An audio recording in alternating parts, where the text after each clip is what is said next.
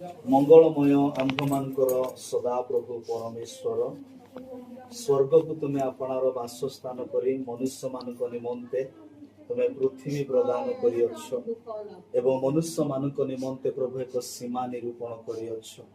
आ सुख आ दुख भोगी हेबा पाए मनुष्य को प्रभु तुम्हें देयछ। प्रिय प्रभु आज एक दुखर परिवार रे प्रभु आमे परिवार मो भाई माने प्रभु आमे एकत्र होइछु सुदूर पाराखंडी प्रभु आम तुम्हें आसवा देल एक विलाप गृह को आसवा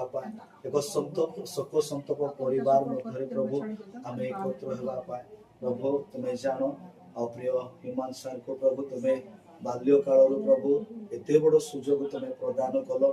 तो ओडिशार प्रत्येक नर नारी मध्य प्रभु हृदय प्रभु स्पंदन स्वरूप किंतु प्रभु समस्त चिंतार बाहर प्रभु गतकालीन प्रभु तुम्हें श्वास को अटकाई देछ डाक्तर मृत्यु घोषणा कले प्रभु आउ से प्रभु आम समस्त मर्माहत आ विशेष